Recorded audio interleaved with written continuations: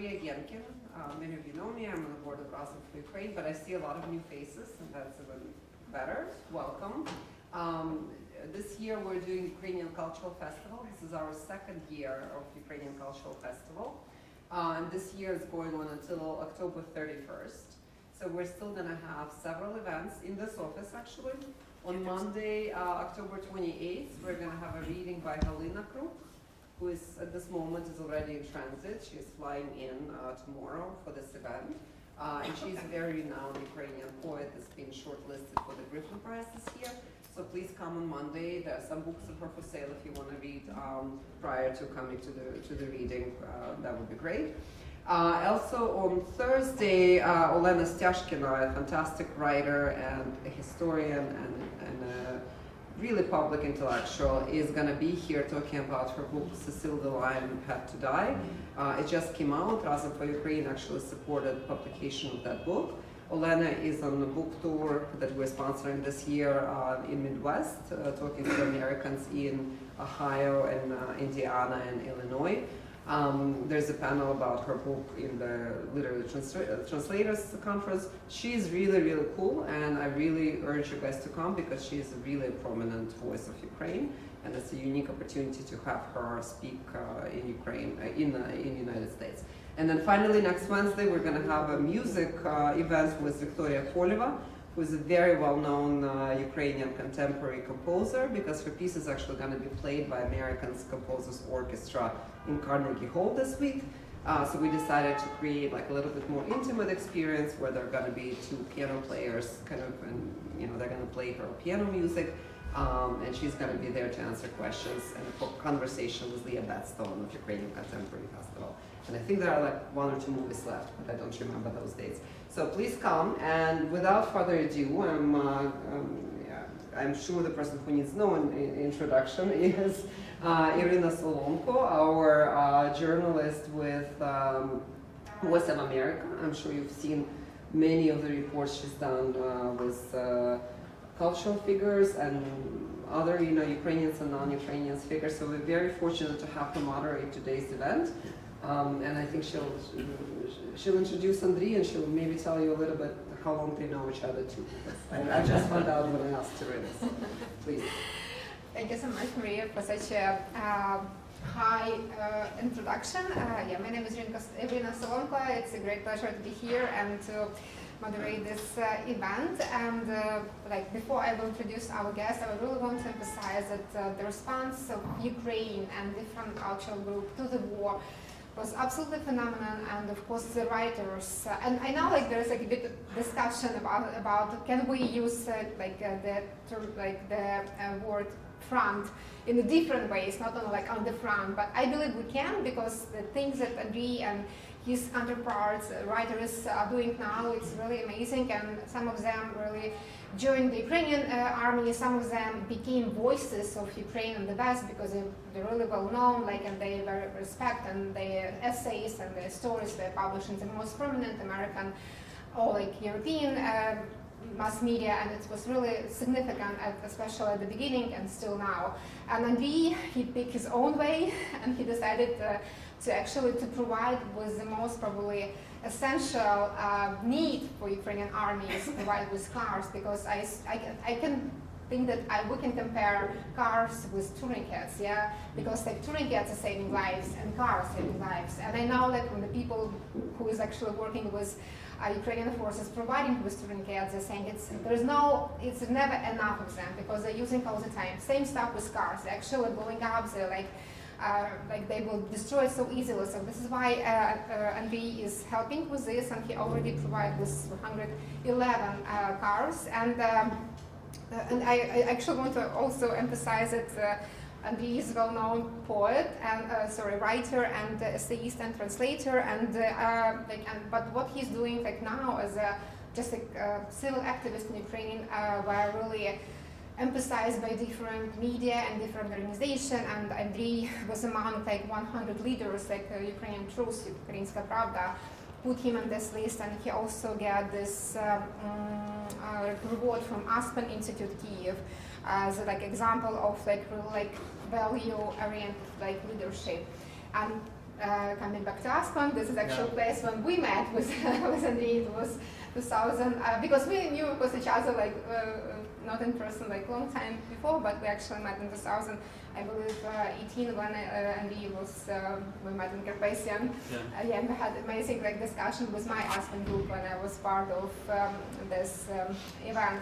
But I can say that like my introduction like with Andriy as a writer was his novel Karbit, and it was really like I think is brilliant piece of contemporary Ukrainian literature when you can really understand and feel the sense of what was going on in Ukraine, and I believe this is how literature will look like. So it's a great honor Andriy to have you here and to have this conversation, and I would like actually to start because I have of course a lot of questions about how war changed Ukrainian literature, like and Ukrainian writers, like and all this cultural like aspect of this. But I actually really want to start from you becoming the volunteer. Like, how did it happen? Like, and why you decided to choose this like path? Yeah, like helping with cars. Like, and I just want to also emphasize because I said that it was 313 cars, and I assume it's like $1.5 million. Yes, so like just to understand how much money he already fundraised all over Ukraine and all over the world. So thank you so much for having me. It is a great pleasure to be here and to see all of you. Thank you for your time. It is actually very nice question for introduction, but I have to say that this story is not so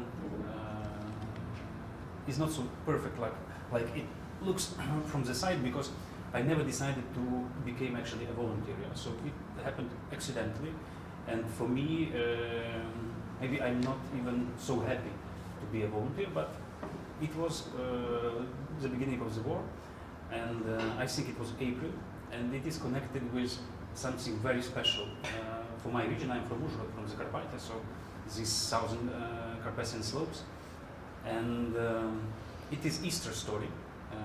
And it is a bit funny story because we gathered with my friends and we were discussing situation of one of our friends who went to army voluntarily, and at that moment he already served in Donbas area.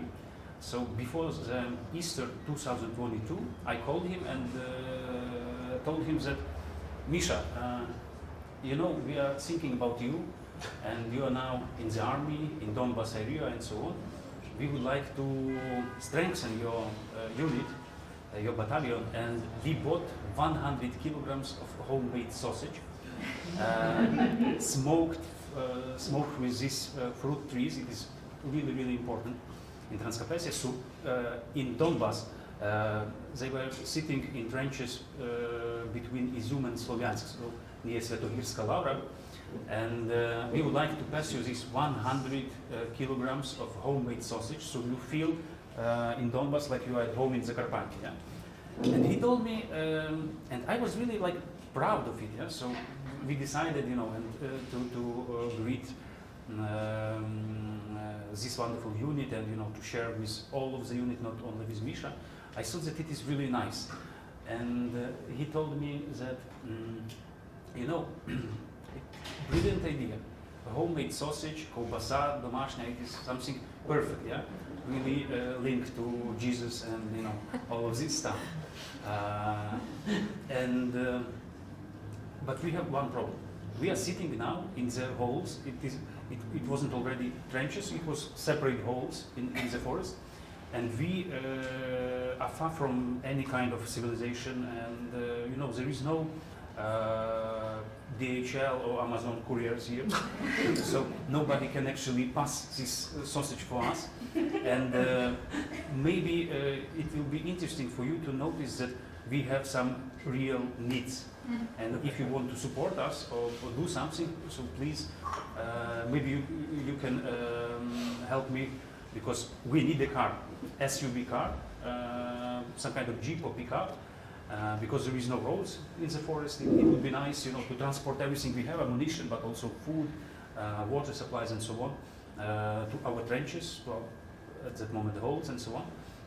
And I felt so ashamed because it was so stupid, you know, to think about this Easter smell of homemade sausage.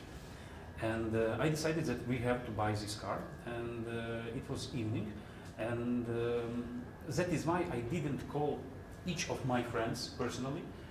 I just post on Facebook that we are gathering money for Misha's unit there in Donbass, and it was very, very common situation because Ukrainian army enlarged in 7 times, and a lot of these newly formed units were really like they didn't receive any kind of, you know, some kind of vehicles, or they received uniform, Kalashnikovs, and that's all. So they went to Donbass from Uzhhorod using this yellow school bus. It was provided by local municipality, so they traveled to Donbass. And in Pavlograd, last city in Dnipropetrovsk region, before you enter Donbass, it like something went wrong, so it was impossible to move on this old yellow bus further. They called to the headquarters, can you help us? It was March 2022, country is in total chaos, and they answered them, okay, but you are in Pavlograd, we are in Uzhhorod. It is quite hard to, you know, to help you with some kind of part you need for this old yellow bus. And at that moment, I think that it would be worth to emphasize this. At that moment, they just gathered their own money and went to the front line on a taxi. So it is true story, and you know, it is about dedication first of all. Yeah? So they solved the situation and went to the front line. And in 1 month, I posted it on Facebook. And actually, when I woke up next morning, I had money for 2 cars on my bank account, and it was a real problem because I had 1 unit, 1 need, so we need this pickup.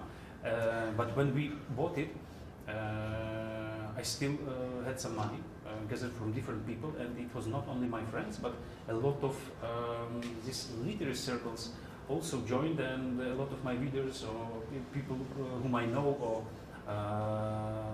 they're not my friends, but we met at different venues, festivals and readings, so they supported it. And when I posted a picture that this pickup is, it was Nissan Navara from Germany, is already in Donbass, I received hundreds and hundreds of messages from different women. So it was messages from mothers of soldiers, wives of soldiers, sisters, daughters, and so on. And a lot of people were writing to me that it is so nice that you did it with this pickup. Can you please support the unit of my son? We live in the village. He went to the army voluntarily. We are quite, our financial situation is quite modest, so we can provide them, you know, buy them SUV car or pickup. So maybe you, as a public person, can help us to raise money and to transfer the car to them. And it was so touching. You cannot say, no, I don't have time for it. Yeah? So it started, and since then, I gathered more than $1.5 million of American dollars. We bought 311 SUV cars, pickups, trucks, ambulances, and so on. And what is also very important, we made 50 volunteer trips to the front line. So it is part of our job, not only to raise money on Facebook, buy a car, make photos, but we are also drivers who are going to the front line. And from this side, I have to say that our first aim and goal while we went to Donbass and other regions like Kherson or Sumy recently, we didn't want to support like headquarters of in Zhytomyr or in Kyiv or some. Our mission was to deliver cars directly to the front line into the hands of the people who are actually fighting. It was first aim. But second one was a bit more spiritual or maybe romantic, because this road which we made from Uzhhorod to Donbass, for example, yeah, it is really long line. So it is closer to Amsterdam from Uzhhorod than to Kramatorsk. And we spent a lot of wonderful time on the road. Like, it is really Kerouac, yeah? And you're driving these cars through your country, and you discover your country, and you meet people. And when you deliver it to the soldiers, you have these small talks and time together. So it is, I found that it is also very important, because money are really important, yeah? It is solid ground. But all the faces, emotions which are linked to this story, meetings, support of different people, it is really much more important than only metal car, object or money, because it also shows solidarity of the people who are living not near frontline area, but they would like to support army. Yeah? And it is very literary story. I made a book out of it. We'll talk about this. Yeah, so let's stop, yeah, because I can speak and speak. Yeah, Sorry. actually, I really want to ask you, because you a little bit like as well mentioned this, about the response, because we actually can see how, for example, the cultural world here in the United States responds to the war, and we see how Carnegie Hall, like Metropolitan Opera, supporting Ukraine. And so, and I read one of your interviews, the comments, when you actually mentioned that now the amount of money that you can fundraise is actually decreasing, unfortunately, because it's hard. Like, yeah, and people like famous people actually helping you to keep going. And this is why I would like to ask you, like, because you already said that when you first posted, yeah, it was a lot of response, a lot of like people. I just want to understand how like this like writer community, not Ukrainian, but I mean like probably friends from Europe, from Canada, from the United States respond, and whether they donate some money, and whether they're still doing this. I have to say that majority of money I raise, I received from within Ukraine. So it is first of all Ukrainian readers and friends and so on. I think that we can speak about 85%, so really high number. And it is also one kind of a story I would like to share also with international audience, because usually they living abroad, far away from Ukrainian context, they think that the governments and different international actors are supporting Ukraine, but I think that it is our very strong side that we have this civil society which support army, and if we compare, investment made by local average Ukrainians to support army, you can compare it with some, I don't know, Germany or France. Actually, no one calculated it, but it is very strong story, and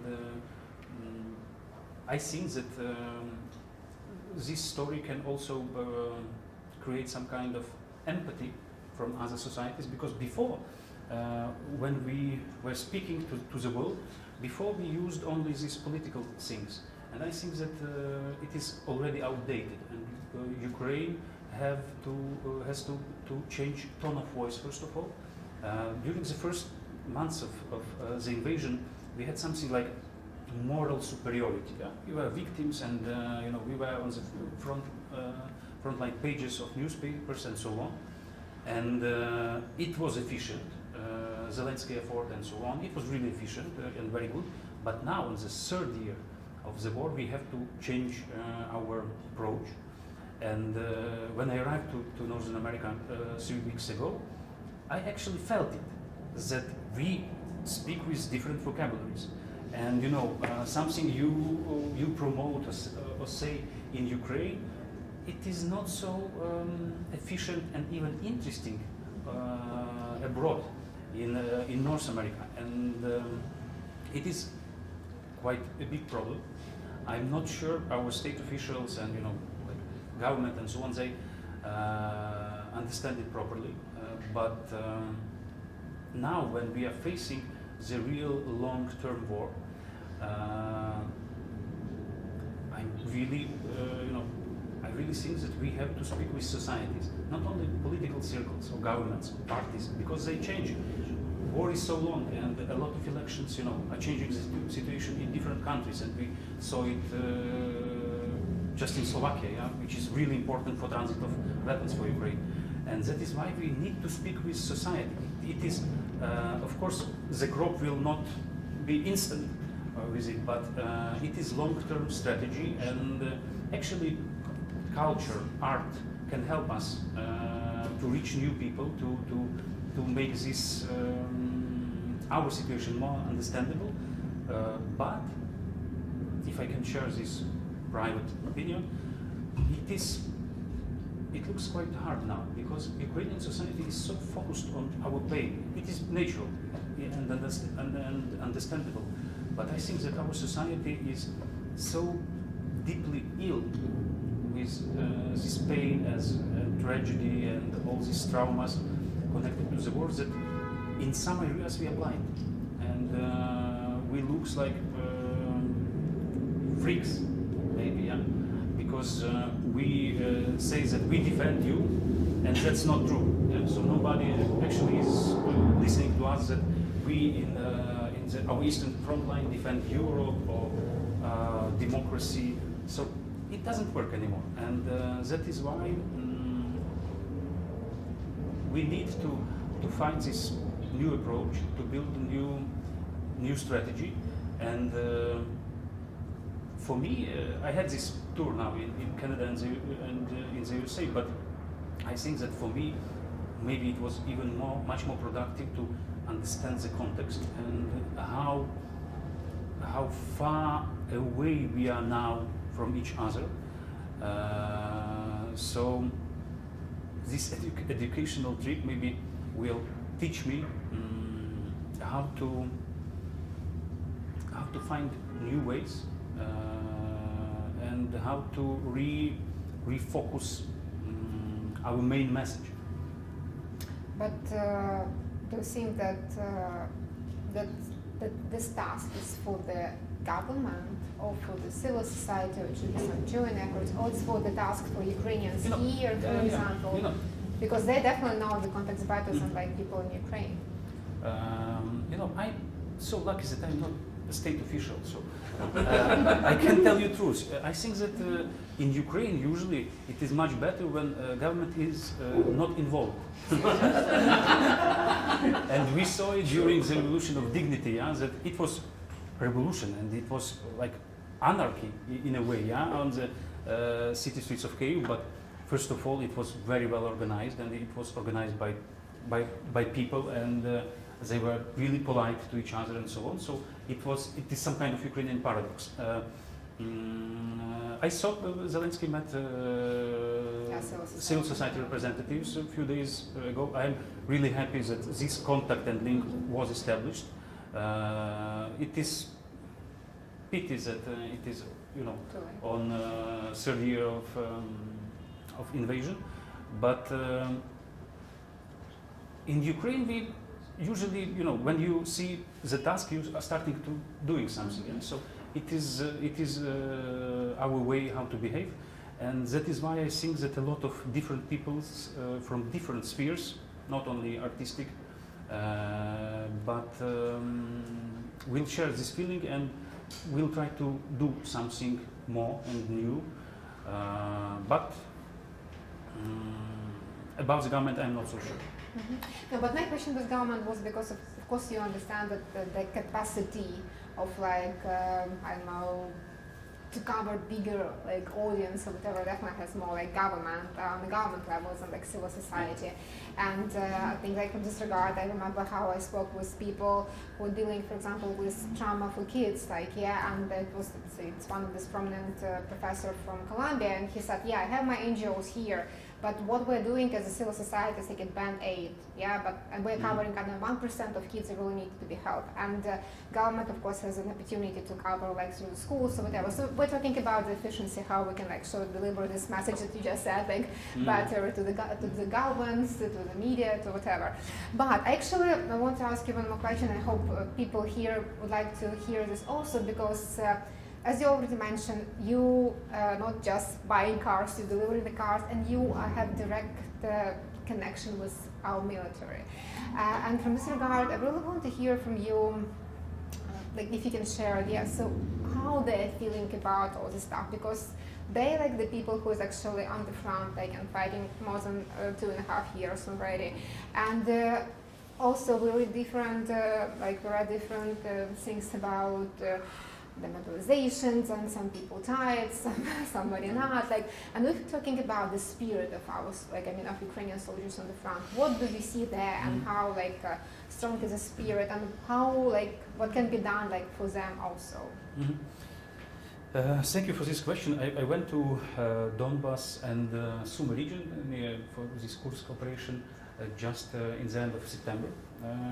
And first of all, I have to say that it is maybe the same with you, but it is much more hard to follow the events in Ukraine when you are abroad, because you are really nervous about it, and the very specific lens you have here when you are far away from Ukraine is quite negative. So a lot of negative news are spreading, and you see on these Facebook pages soldiers who were killed, and they are wonderful people with nice biographies, background, and they made a lot for Ukraine before the war now, and now they are killed. So the actual image here is much more negative than it is actually on the ground. So when we, for example, we went to Pokrovsk, everybody was speaking about Pokrovsk, and you know, that Russian army is so close to it and so on. So we went to Pokrovsk. First of all, I have to say that, for example, when you are entering Uzhhorod, my hometown near Slovakia and Hungary, you have the block post of military who are checking your documents and so on. There is no block post when we enter Pokrovsk. And of course, city is empty. Of course, you can see some military patrols, you know, who are looking for robbers or something like this, because city is empty. But it is, it looks like quite nice as a city, much better. For example, local parks looks much better than in my hometown, and I think that the city itself is a bit cleaner.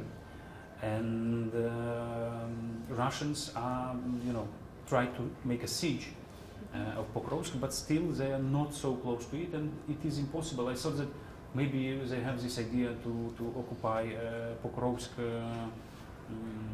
before your elections. Yeah? That this is the idea to have better positions for starting some talks. I just assume.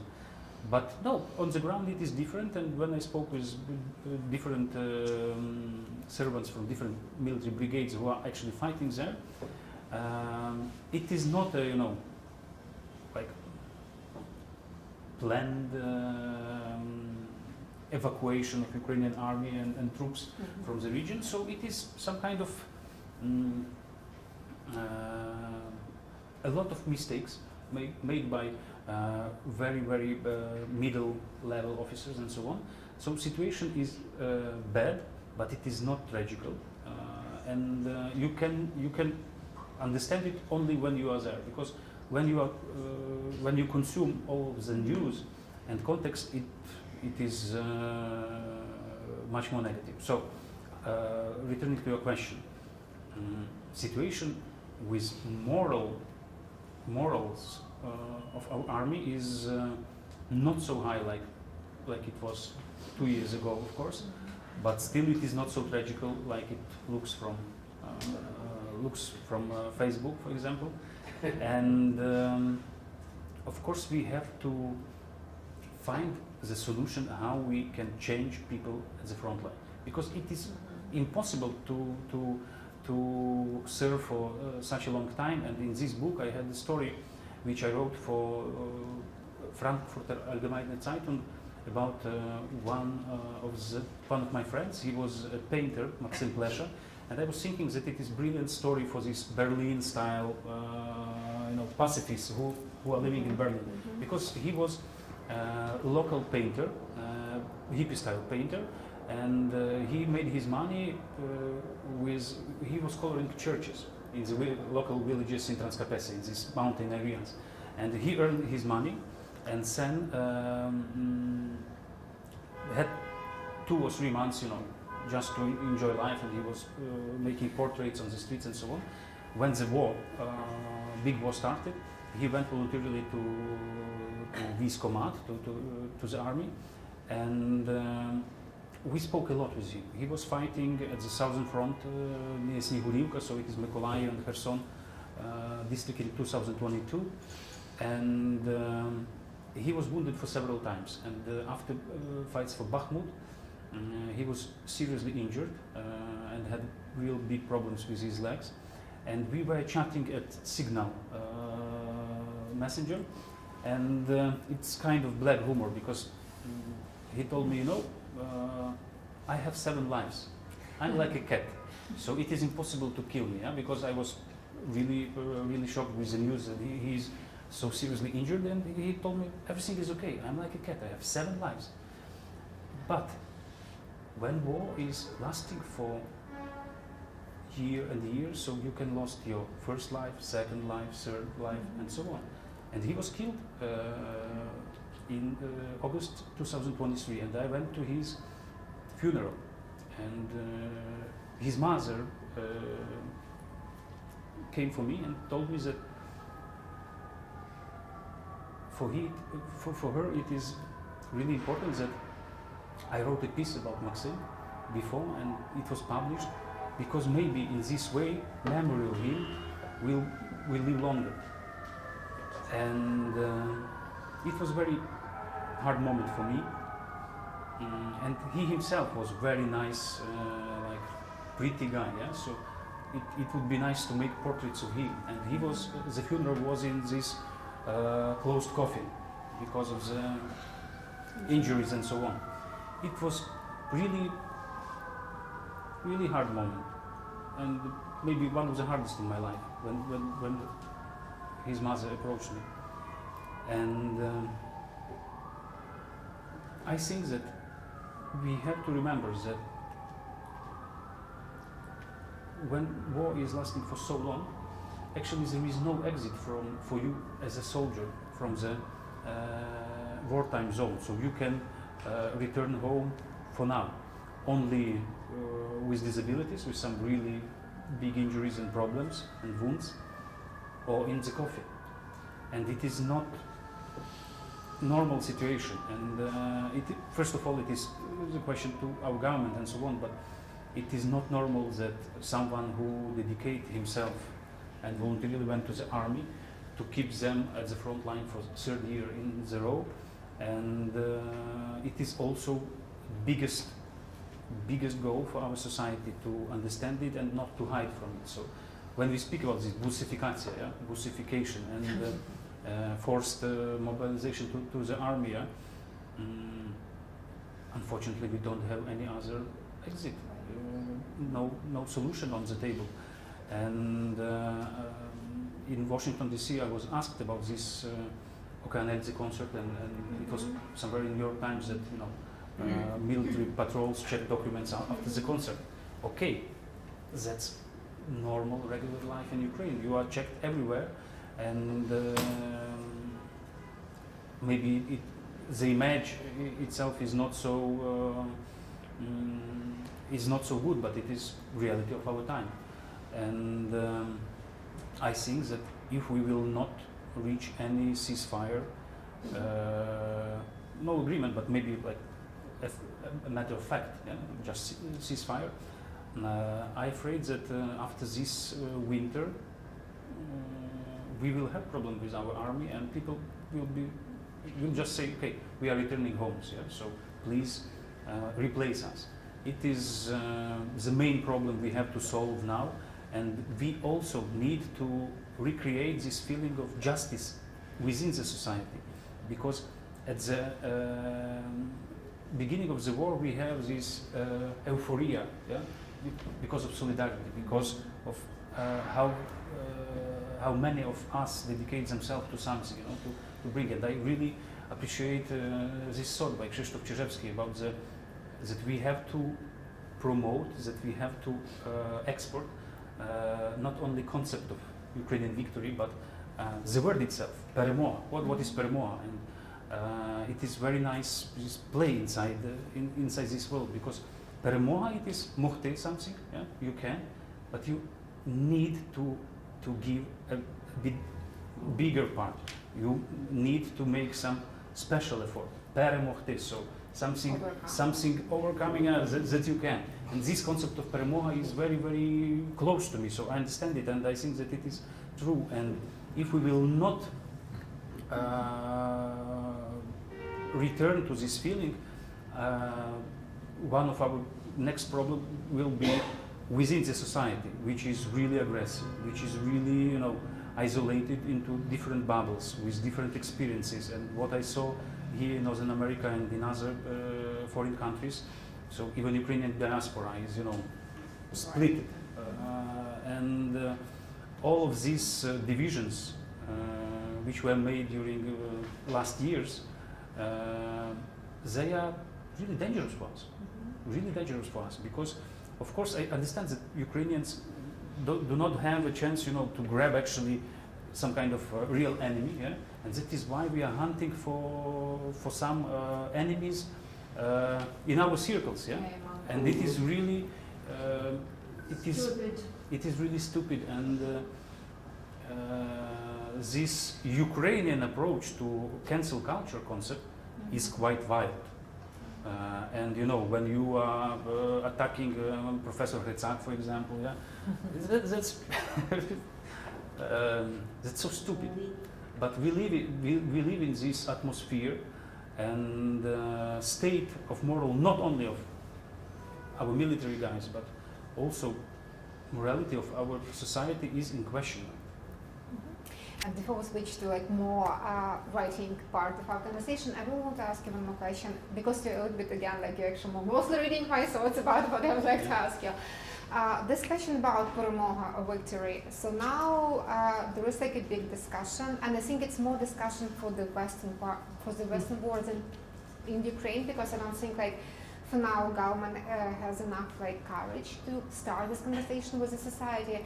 But it's about the like those mostly negotiations and what can be the price for the war to be stopped. Yeah. So I was talking about whether we're ready like to stop the war and save lives of people, but give our territories or what, like, and some people believe that we should not give any piece of Ukrainian land and we need to fight till the end, because even this short like pass can give Russia more like it can give like them opportunity to actually breathe in, breathe out, like, and to be ready for the next attack. So what is your perspective of this topic, because it's really interesting. Yeah, once more I have to highlight that I'm not official, yeah, state yes, official, so I can tell you true.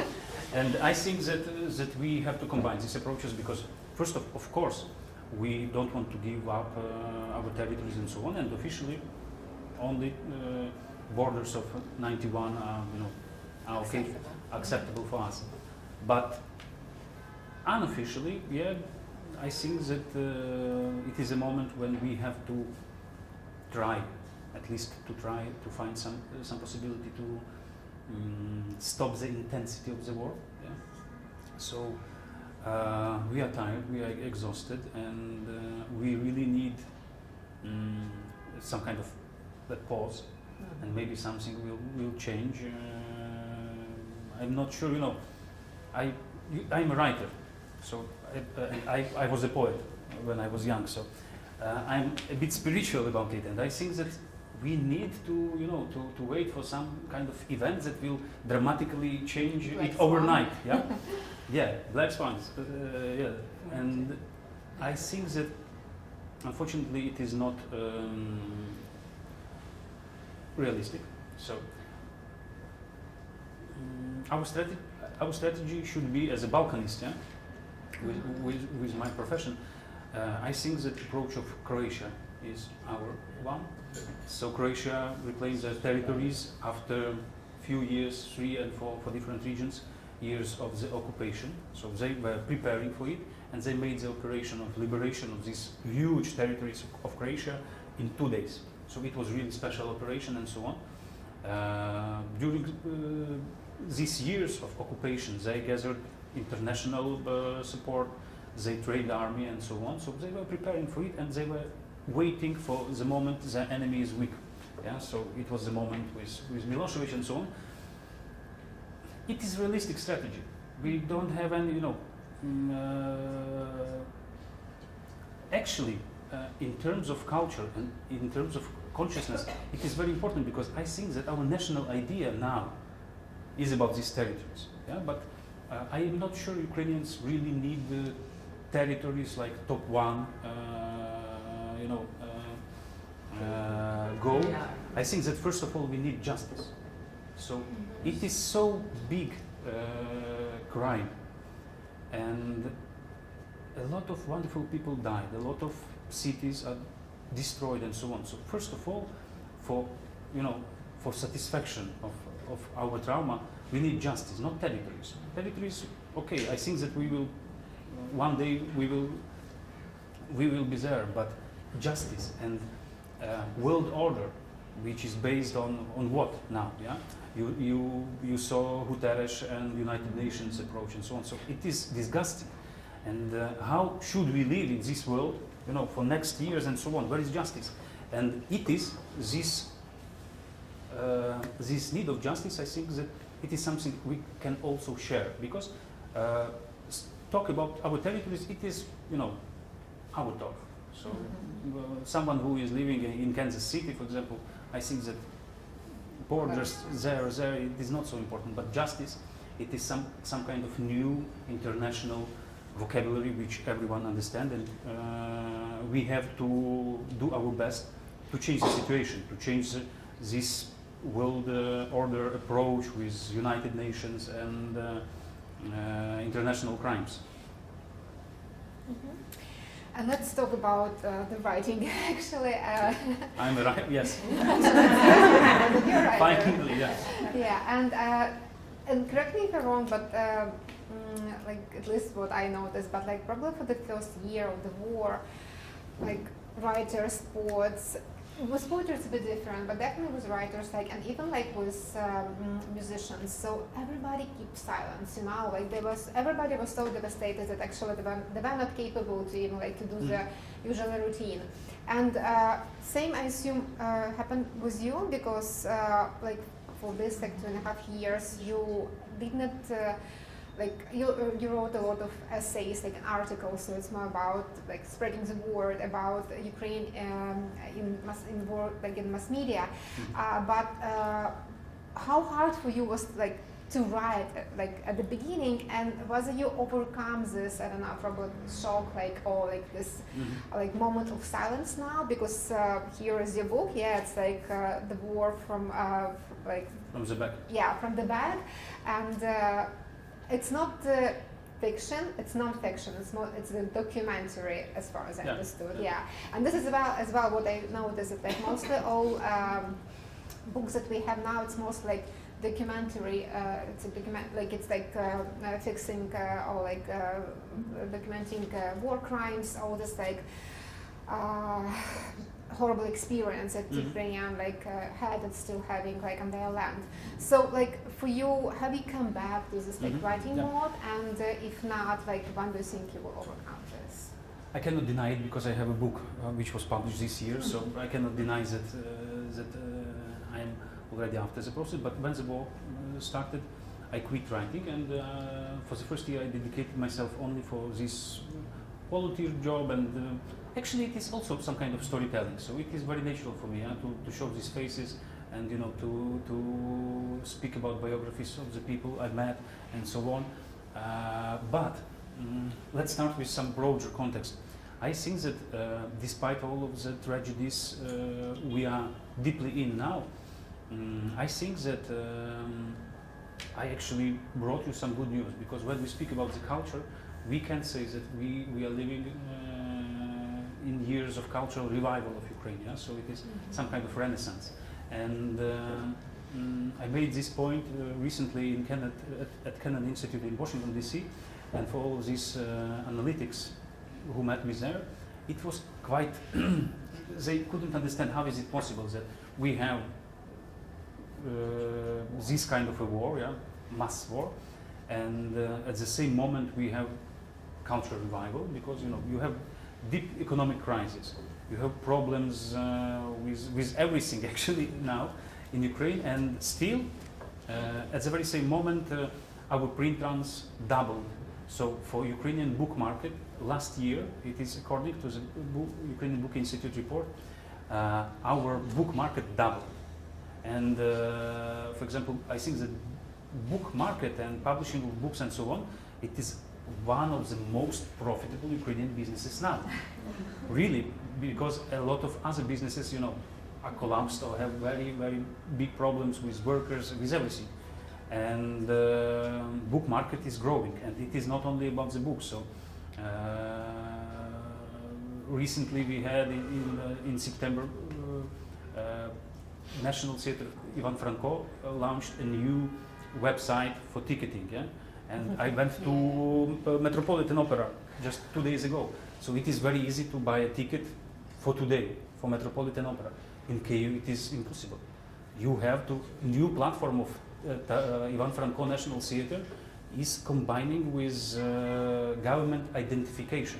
So in order to buy the ticket, you have to go through this identification, and otherwise it is impossible because people were buying tickets for months and months in advance. So and started to speculate with it, yeah, on some black market, on OLX website and so on. And now they started this ticket platform. They started, it was September 14 for Witch of Konotop, famous play by Ivan Urevsky. And they started it. You have to provide your name, you have to go through government identification, you have to add your card and pay, so it takes some time. And they sold out in 13 minutes.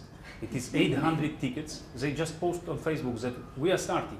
13 minutes, they sold tickets for October 30. So it is a miracle, and this miracle is everywhere. So when it is hard to buy a ticket, not to go to cultural event, but to buy a ticket, and this analytics from Canada Institute, they couldn't understand how it is possible, and their question was, so you think that it is like Akhmetov and Poroshenko and these oligarchs, they are supporting now Ukrainian culture, why do you have these numbers and so on? And the answer is, of course, no. And what really changed, and it is really important things, that supporters of Ukrainian culture are Ukrainians who live in Ukraine. And they really need this culture, because I understood it 1 year ago. We went to Kherson, and we had reading with Serhiy Zhadan and Iryna there. And Kherson is partially occupied. So on the other side of the river, Russians, yeah? A lot of drones. It is impossible to walk on the streets. When you drive in the city center of Kherson, you have to move more than 100 kilometers, yeah, per hour, because they are attacking you.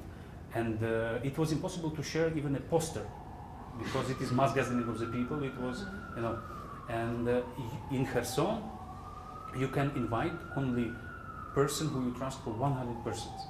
And when we came actually to this Kulish theater, of course it was in bomb shelter, underground, we met a lot of people. It was crowded.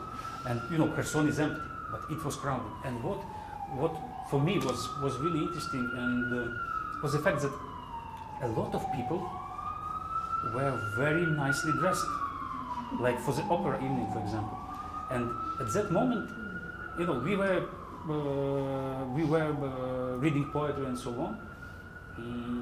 And at that moment, I realized that actually they came not for us, not for poetry, not for our names or books or so on, but in this small gesture, they rebuild their human dignity.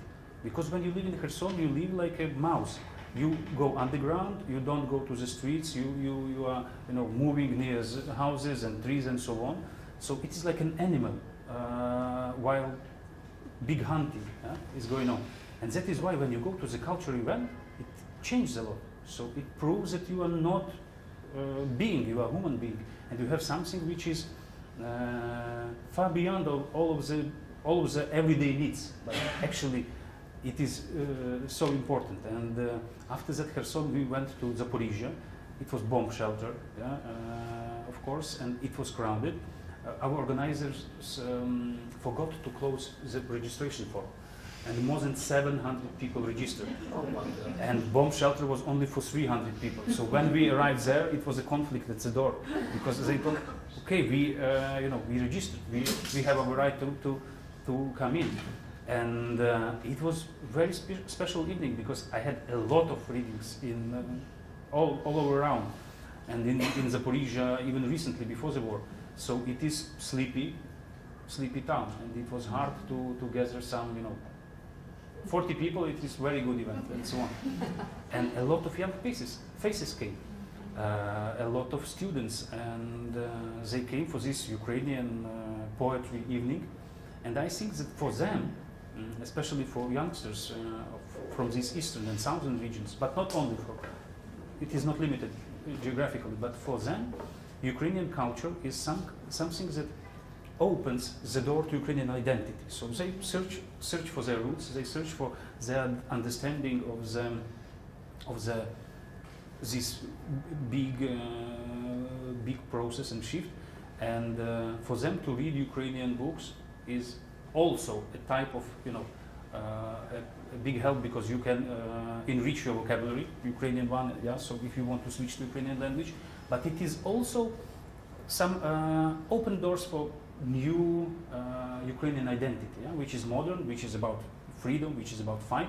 And for the first time in the history, during the independence, we have to say that it is sexy to be Ukrainian. Yeah? we are successful. Of course, we live in deep crisis and in the epicenter of a tragedy. But for them, Ukraine is not about only embroidery shirt anymore, or something like very deeply rooted into classics and so on. For them, it is modern nation, and you can be proud of your nation, of our resistance and so on. For the first time, we have these feelings that we are successful, strong, and it helps in these social processes we are facing now. And I would like to ask you one more question, and then probably will ask you to read a little bit from your this diary from the war. But you actually, this is the first book that was published during the war, and you we're bridging to the second book that will be published in the Christmas time. And it's amazing that this is book, it's a fairy tale book that you actually wrote with your daughter. Yeah. And how it's combining in this, like, I don't know, dark times in Ukraine with all this, shelling and horrible events, you were able to write fairy tales. And actually, I was really interested that you have specific fairy tale, not for the sleep. So some of them for help kids to go out in bed, but other not for the sleeping. So can you tell a bit more about this? Officially, it is a nice story. That together with my daughter, we wrote a book, and it will be published now. It is already painted, so we are waiting for it from print factory. But unofficially, I can say you sincerely that it is not so hard to write a children's book, because it is only 1.5 page in Word. Yeah? You don't need a lot of time, so it is easy. And I have 2 small daughters, and elder one, Ulyana, she is 4 now, and last winter we had this joy, because when a child is 3 years old, she was very inventive in how they possess her language. Yeah, so it was her language, and she was very inventive, and a lot of occasionalism came out from her imagination, and I enjoyed it a lot. And after I read some books for her and turned off the light, she always said me that, okay, but now please tell me, that not read, but now tell me the story, the fairy tale. And at some moment we just started to create our own story. So I asked, what is interesting about what would you like to hear, and so on. So it was very nice, because it was really common work, and she inspires me a lot. But of course, yes, this fairy tale is not for sleeping because it is funny, and and it is about the people, who live in this garden. They are different people, and they call themselves durketenci, because they durkuyut. So having fun in it, they are very bad in it. So it is funny story, of course, not for sleeping. But why I wrote it? Only because it is 1.5 page in Word. So, yeah. Come on. So it was really easy to write it. Yeah? So it is short and nothing. But please don't tell anyone. My aim was to do something for Ukrainian culture, and that is why I decided to write a book and so on. Yeah. This is the official version. Yeah. And I would like to tell you, if I can, just because I forgot to speak about this book. And Vina Stebного boku, it looks like this. I started to write it on the eve of 2022 because I was not writing for the whole year, dedicating myself only for this volunteer job. And I had like maniac goal at that moment because I decided that I have to buy 100 cars till the end of the year 2022. And it was really impossible because it is not only about money, but you have to find these cars, buy them, transport to Ukraine, renovate them, color them, and send them to the front line, and so on. So it is really a lot of everyday work. But I put this goal for myself, and on December 26th, I bought this anniversary 100 cars, and really deep depression started in January 2023, because I understood that there is no difference between 1/7 car or 23rd, or these numbers are not actually, they're about nothing. And New Year started, and I also have this magical thinking that maybe something will change because it will be New Year, and of course, but it is also, please don't share it. I didn't like the feeling to be volunteer, yeah? So I enjoy it alone, but I'm a writer, cars are not my passion, yeah? So maybe if I can choose, I will choose drones because they are small and new, yeah? And I'm buying cars which has some 10 or 15 years, yeah? And we have to repair everything, so it is a very dirty job, everyday job. And I was thinking, of course it is delusion, but I was thinking that maybe in 2023 our government will provide for our army everything what they needed. Yeah, that it is normal. Of course, we had some budgeting problems because you have to think about it in advance and so on. But they had this 1 year, so probably in next budget for the next year they are already doing something. And of course not. And I was in really deep depression because of it. Yeah, war with no end. You are working with cars which is not your, which are part of your life now, but you don't enjoy it. And I decided that it was really deep, so I decided that I have to go to the psychotherapist and meet him and receive some medicines or something like this.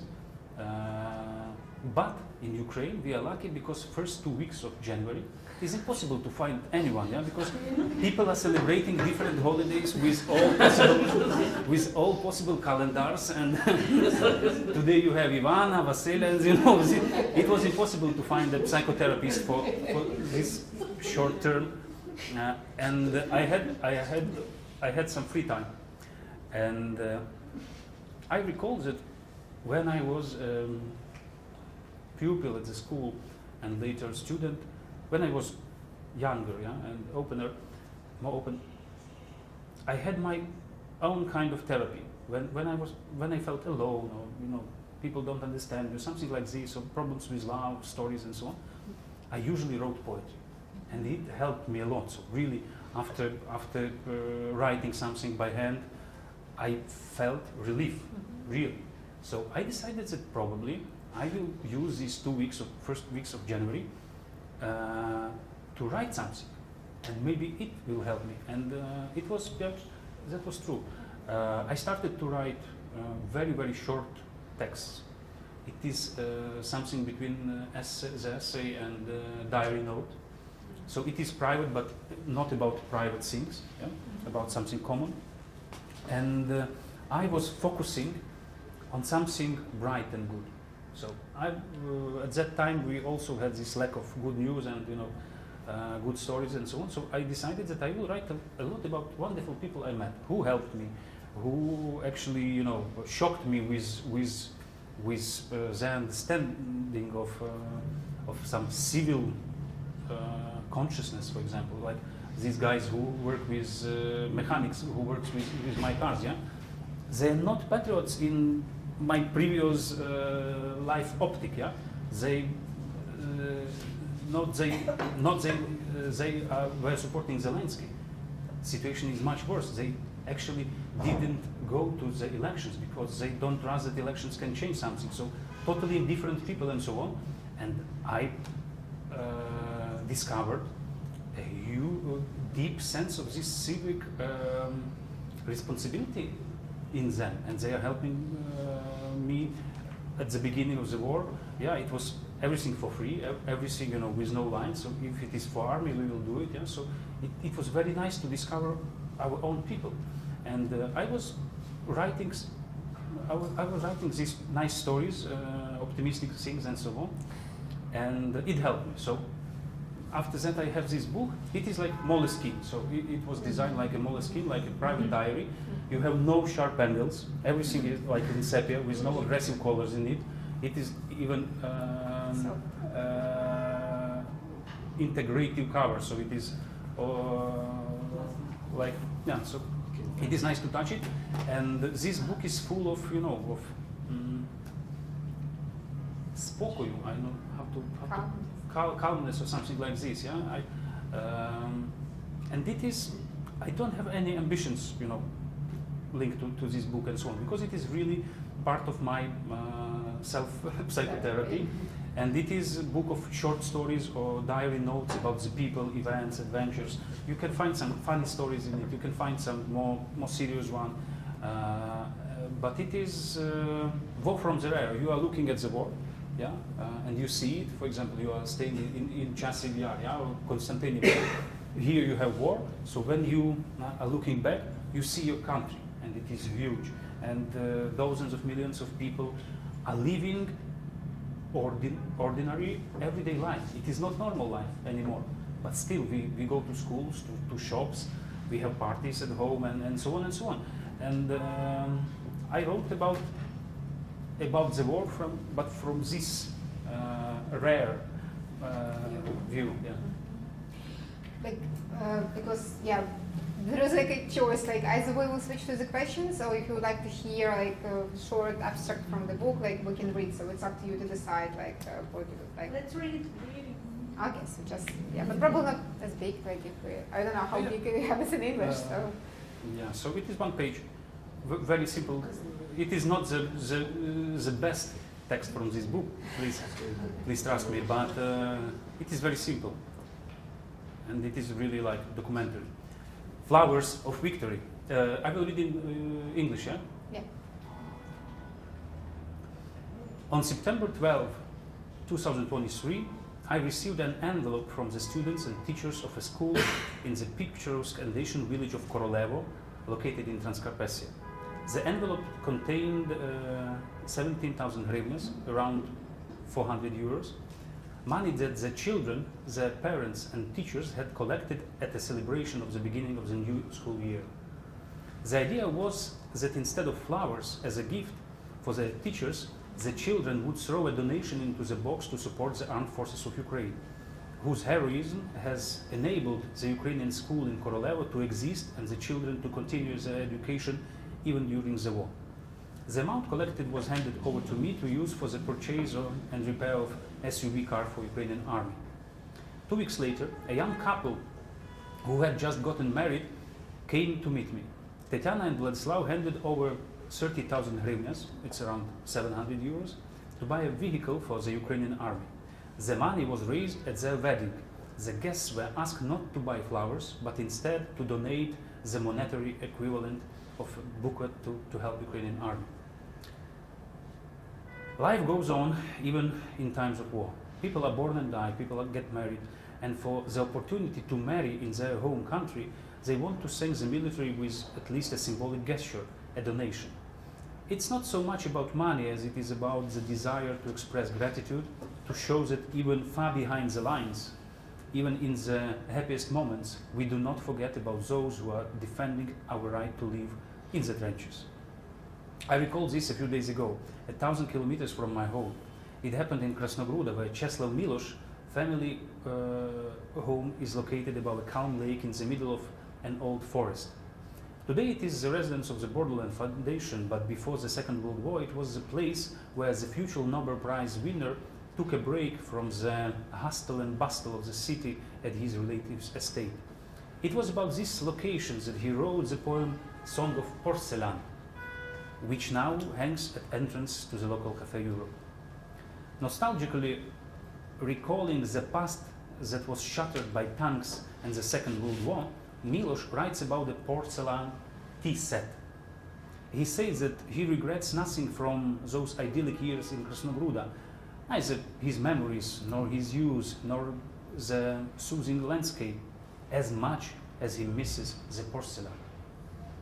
The fragile delicacy of a porcelain saucer and cup, the exquisite beauty, becomes not only a symbol of family comfort and quiet years, but a symbol of peace in general. When deadly multi-ton tanks drive through the neighborhood, who will care about the broken porcelain?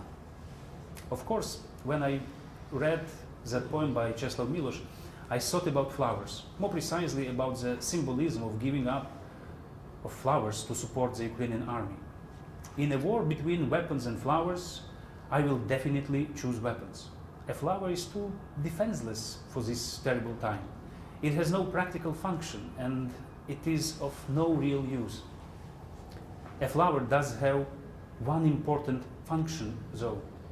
It reminds us of beauty, of the perfection and elegance of the created world, of the fact that there is a place in life not only for evil, hatred and low instincts, but also for genius and tenderness. Of course, flowers are not a necessity. One cannot use them against tanks. One should save money on flowers, so I am grateful to both the pupils and the married couple for their gesture of support. But I will paraphrase Milosz and say that I miss nothing more at these times than the flowers that were not given. Because one of the definitions of war may be that it is a time when we are forced to abandon beauty, impractical, fragile, ridiculous in its inappropriateness, but so necessary for all of us. I will therefore dare to formulate one more maxim. We also dream about victory in order to be able to give each other flowers again.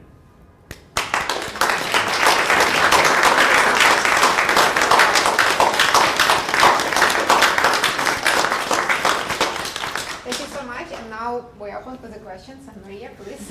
I want to go back to something that you mentioned right before we started the event. And of course, I forgot to mention in my speech, so I don't want to bring it right now. But you said you met one of our drivers who came in Trpansky when you were east, which is great to hear.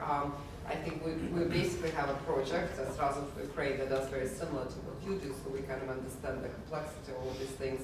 And I think we delivered about the same number of cars, maybe a bit more, but there's no competition, obviously. But I wanted to ask you, because we often also talk here, as you mentioned already, that how much longer can we as a civil society be a supply line for Ukrainian army? And definitely there are some roles of us to play, but we're a civil society. That's ultimately an American society. That's not our role. Do you see any possibility of that to change? Can the civil society influence that, you know, that maybe like in 2025 or 27, we don't have to supply the cars in the to the army and the actual government can take care of it? Do you see any kind of change that's... I will tell you the truth. No. No, it is impossible. Actually, yeah, we have a lot of questions to our government and so on. But it is not the right moment, you know, to raise them because we will fall into these discussions and conflicts and so on. So now I think that it is much more appropriate to, you know, to do what you can now, and then we will have a lot of opportunities to, you know, to look over our constitution or something. We will build our country later. Now it is the moment when we have to save it, and it is hard task, to be sincere. So now I am not of course I don't like it, and I think that usually my approach will be that it is not so good, you know, to buy cars, even if you bought it more than 300 cars. Yeah, probably it is better to go to the Ministry of Defense, take a chair there, and recreate and formulate new program, and, you know, and solve these problems systematically. But now it is impossible, so we do what we can do at this very moment with our small possibilities and, you know, modest things, but it works. So let's continue. If it works, it would be a crime to stop it. Yeah, now. Especially there's no replacement. Yeah. Yes, please. Okay. First of all, thank you very much for telling so many amazing thoughts. As living in America, two things I want to mention. First, what's your opinion? You said about the new approach, how Ukraine tried to market themselves. Let's call it this way. Let's be honest. Do you do you believe that you have your ideas about that? That's one thing. And the second thing is a very tough question. Sorry for asking this language. You just mentioned Razom. You just mentioned Zaporizhia. Those cities traditionally were mostly Russian speaking. We know why. Do you see, is it changing? And also, what do you see as kind of what people feel about using Russian language or, you know, anything like that? Because that is becoming a big deal around here. Thank you. Thank you very much. First question about the new approach. Yeah, I'm working on it. I'm the head of a think tank, independent think tank called Institute for Central European Strategy, and we are focused on the development of our neighborhood with our Western neighbors, because usually one of the biggest Ukrainian problems that usually we would like to speak with big, great actors. Yeah, we would like to be in London, in New York City, in Paris and Berlin, but not in Budapest or Bratislava or Košice or some other small cities. And it is quite a problem, I think, because we don't pay attention for our neighbors because they are small, they are not important, and we think that if we solve something here at White House, they will call to Bratislava and tell them, okay, support us.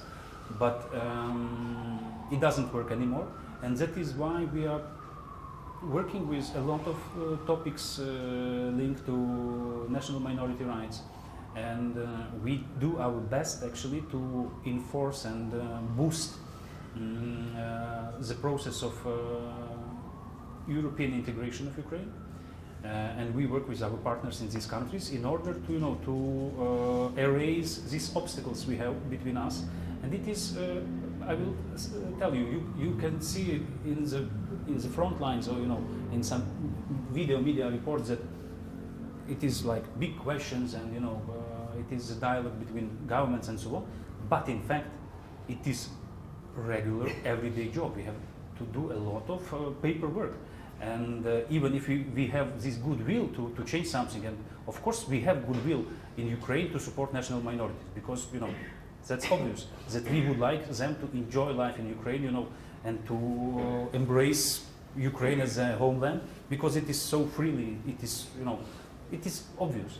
But someone has to do paperwork, everyday job, dirty job. And, you know, it is not so sexy when you work with some legislation and so on, but we work. And it is our it is our role now. Intellectually, it is combined with this Milan Kundera concept of Central Europe, you know, like paths between. So we are in intellectual dialogue with this idea, but we would like to see Ukraine as a new leader in the region, and it is our aim. And someone is actually we have to think about it and build it today, because if tomorrow war will end, it would be nice if we have some projects and, you know, a lot of different papers with calculations, everything on the table, just at the moment, yeah, so we can start to do something. So it is our role. And your second question was? Language. Russian Language. Yeah, of course, the process is ongoing, so much more people speak Ukrainian now, and for a lot of them it is some kind of symbolic gesture, yeah, that they switch, and of course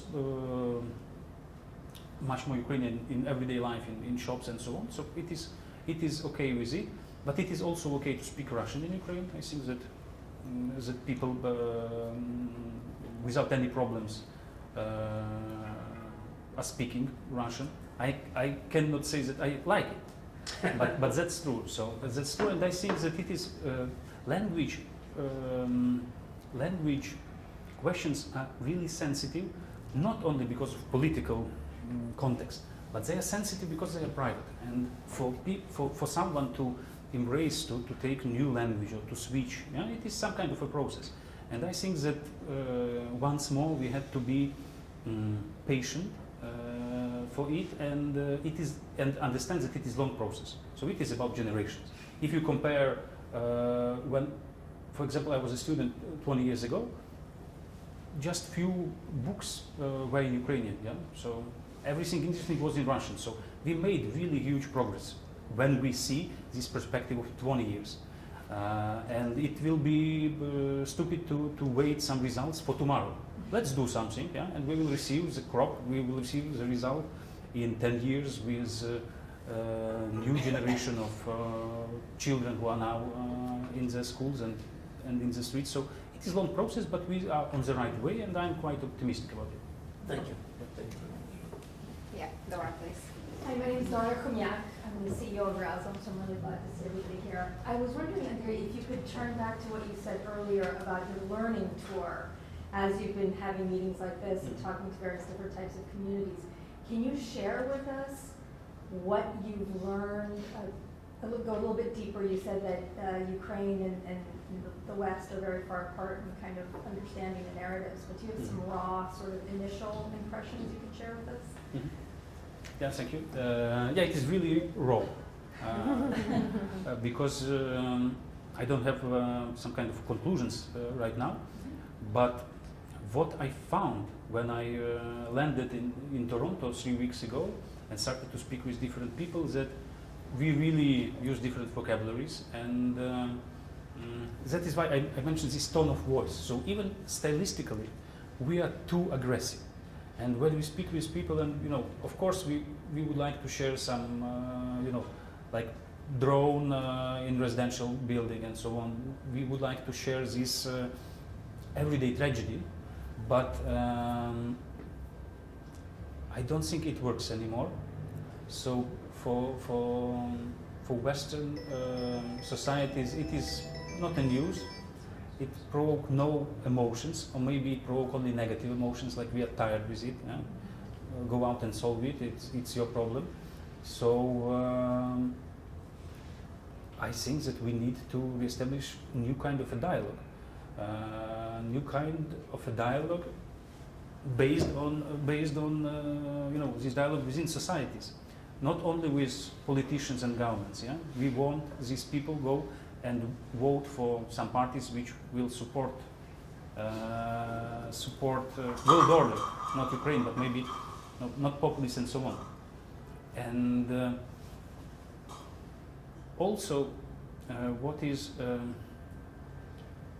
was not so nice to see, the divisions within the Ukrainian diaspora. You know, so I had 3 events in Toronto. And at every event I had separate audience, yeah. and because they don't speak to each other, they don't like each other, so it is different places, and you know, it was very strange for me, and also I think that the gap between the people who came out, who actually went as a refugee from Ukraine, yeah, after the full-scale invasion, and Ukrainians who live there for a longer time, you know, this gap is quite big, and it is like very childish in a way, because people who live here for many years, they say, okay, but you didn't do anything to receive this possibility, and we made a lot of efforts, made documents, yeah, and so on, and you just arrived because you have Ukrainian passports and so on. So it is really like, you know, especially in Canada, because I found out that a lot of people came from the Europe to Canada, yeah, so they were Ukrainians, but who already lived abroad, and they went to Canada because they, I don't know why, they were thinking that it is some kind of socialism life, and Canada will provide them with everything, and they are really like, they really behave like Ukrainians. They say that everything is bad in this country. How should you live in this country? It was, you know, it was a mistake to move there and so on. And you are listening and, wow, what's going on? So it is very strange impressions, but also interest, you know, interest to European and Ukrainian topics is really weak now, and in Ukraine it is ununderstandable, even if you try to follow the events and to read different sources and so on. But when I saw, for example, in Washington DC, tens of homeless people in parks in Washington DC, and a lot of people who are, you know, laying on bridges and, you know, on the streets, of course you understand that this country also has a lot of different problems, and not all of them are connected to Ukraine, and maybe Ukraine is not the central topic for Americans, yeah, and not actually maybe some kind of nuance platform, you know, that you take into account that support of Ukraine, but of course people are voting and choosing their candidates not because of Ukraine, yeah, and it is some kind of krovenia, I don't know how to say it for me, because yeah, we are really focused, you know, on Ukraine when we are in Ukraine, and I am not sure how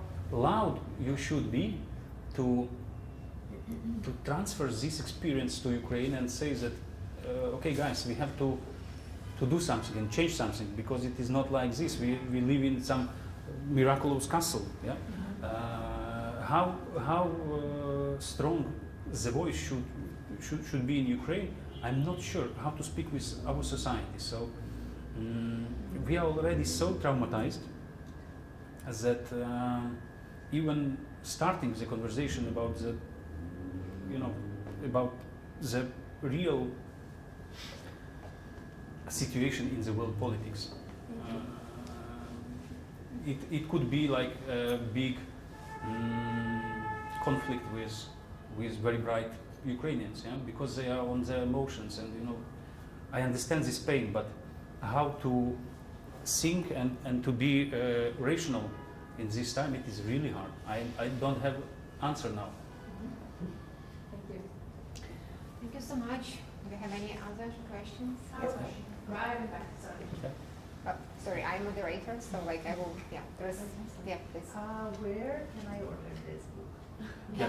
Unfortunately, I don't have books with me because it is the end of the tour and it was impossible to carry it on. But you can, I think that you can buy e-book.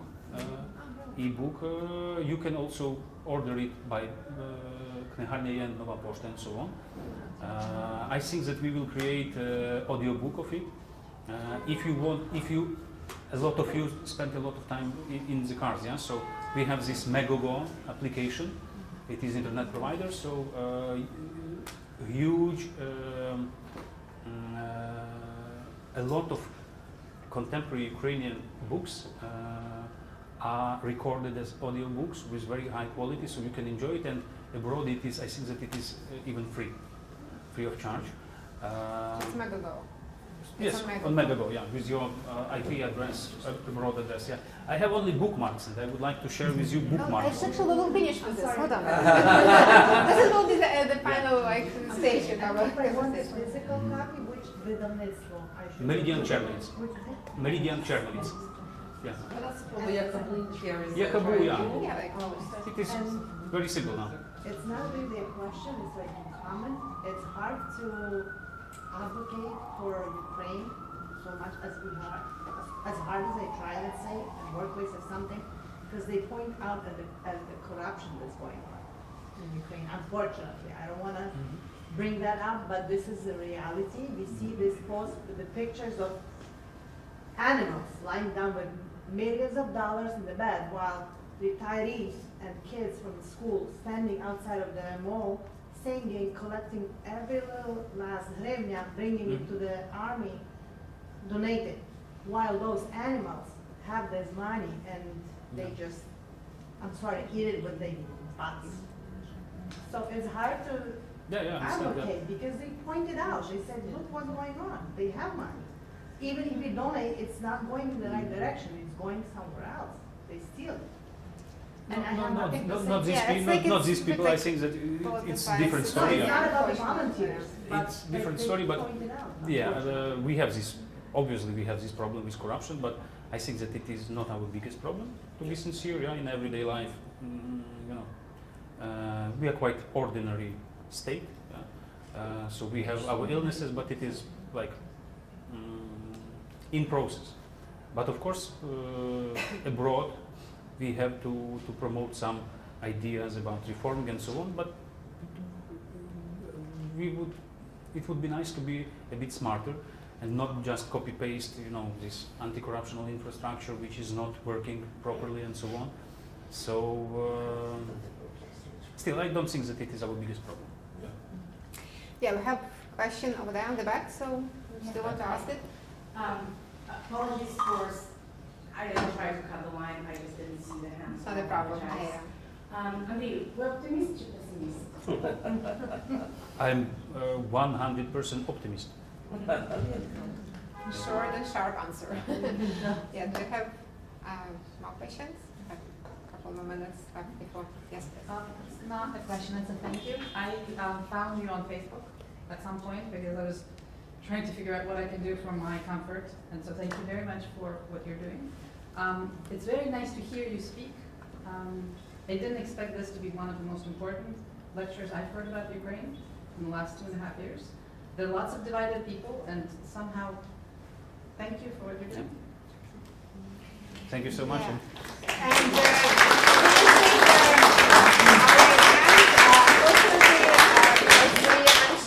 And it's not a kind of fundraising, but like as you know, Andriy is working hard to buy more cars, and he's actually in this tour as well. He's trying to fundraise. Actually, I would ask you, how much money do you plan to fundraise here, like in this tour? I'm not sure that it is about the certain amount of money. I would like to establish this awareness of our job. So I would like to have this systematical support. So to come somewhere, and raise money, it's one story. But if you want to plan your work for at least for months in advance, you have to share this awareness of it, and just invite people. So I think that fruits will be later. Yeah. It's mostly recruiting people Yeah. to be with you and helping you. So this is why we really inspire you to support Andriy with his job that he's doing with helping Ukraine. Of course, support him in his writing and order his book. And of course, everybody's looking forward for your fairy tales. Really eager to read them. Yes. So yeah, and he will share this. This bookmark, so yeah, please, that you can make use. just take it. Thank you so much for having me. Thank you for wonderful moderation, and Maria for the invitation. I'm really proud to be part of your program. It is you are doing a fantastic job. It is very important. And in this book, I had an essay called "Cultural Front," and I think that that's true. So